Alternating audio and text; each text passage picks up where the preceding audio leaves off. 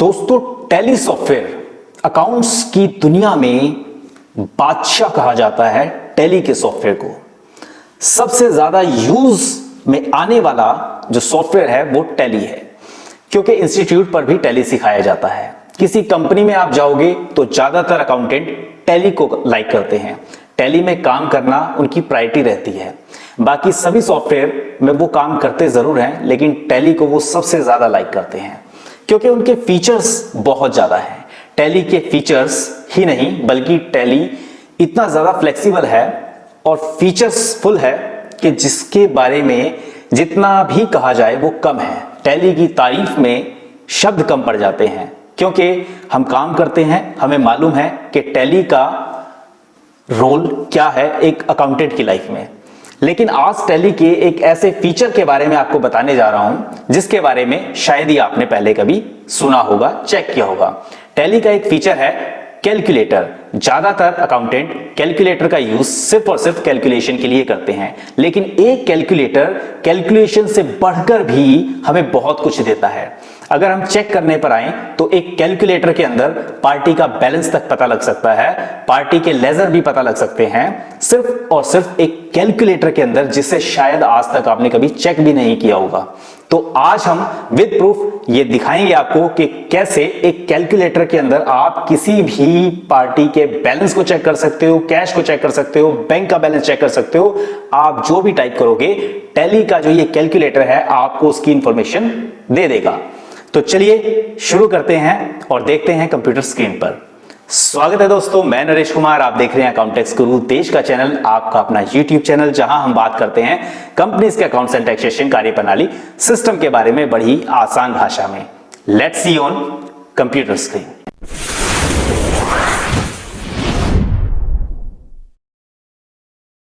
Video अच्छी लगी हो तो वीडियो को लाइक करें, चैनल पर अगर आप पहली बार आए हैं तो सब्सक्राइब करें चैनल को, और दोस्तों बेल आइकन को हिट करना बिल्कुल ना भूलें ताकि जब भी हमारी कोई नई अपडेट्स आए, नई वीडियो आए तो आपको सबसे पहले मिले। तो देखिए दोस्तों, ये हमारी टैली है और इसके अंदर हमने एक कंपनी ओपन की हुई है और यहां पर मैं आपको दिखाऊं, कंट्रोल एन कर आप कैलकुलेटर को ऑन करते हो, जैसा कि यहां पर मैं कर रहा हूं कंट्रोल एन।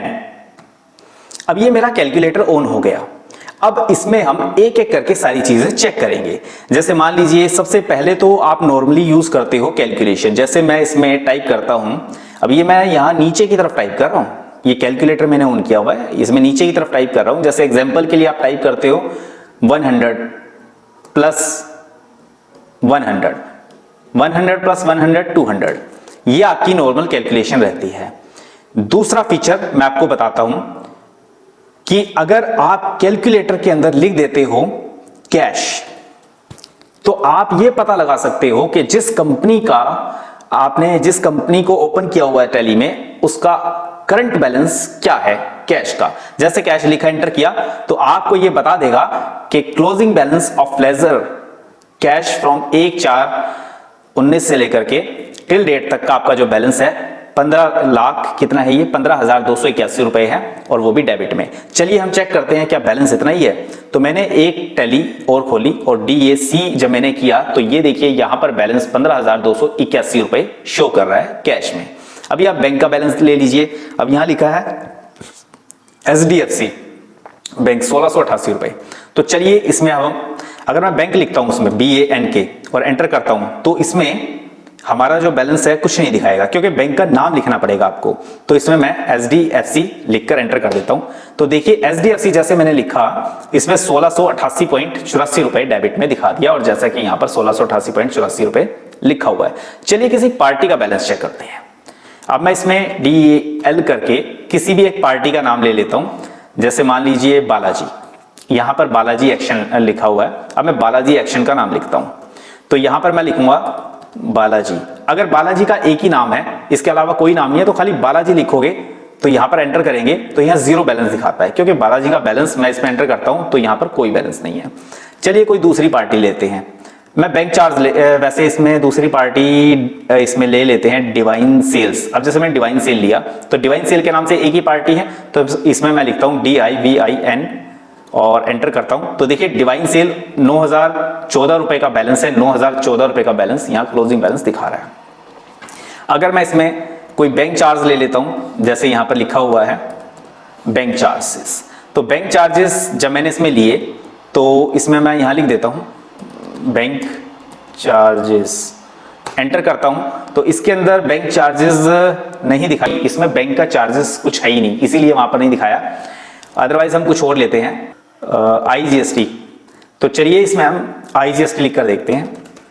जैसे मैंने IGST लिखा, ये देखिए 33,859.58, तो नीचे 33,859.58, मतलब कहने का ये है कि टैली का जो ये कैलकुलेटर का फीचर है, ये सिर्फ कैलकुलेशन ही नहीं करता, ये पार्टी के लेजर के बैलेंस भी बताता है। और इसके साथ साथ मैं आपको इस कैलकुलेटर का एक और यूज बताना चाहूंगा। जैसे एग्जांपल के लिए हम किसी भी पार्टी का लेजर ओपन करते, ये इसमें सेल का बिल है, हम सेल के बिल को ओपन कर लेते हैं। अभी आप देखोगे कि जब मैं यहां पर एक अमाउंट डालना चाहता हूं, यहां पर एक अमाउंट डालना चाहता हूं और मान लीजिए मैं यहां पर मुझे लिखना है 74,800 है अभी इसमें, और मुझे इसमें 10,000 प्लस करके लिखने हैं। तो मैं इसमें क्या करता था, पहले कंट्रोल N करके इसमें मैं 74,800 रुपए डालकर, अगर मुझे इसमें कुछ भी प्लस करना है, मल्टीप्लाई करना है, तो मैं इसके अंदर प्लस करता और इसमें मैं 10,000 रुपए अगर ऐड करना चाहता हूं तो 74,800 प्लस 10,000 84,800 हो जाता है। लेकिन क्या है कि ये अभी आपके कैलकुलेटर के अंदर शो कर रहा है, लेकिन मैं चाहता हूं कि मेरे पास इतना टाइम नहीं है कि मैं इसको यहां पहले कैलकुलेट करूं फिर हाथ से मैनुअल वहां फीड करूं।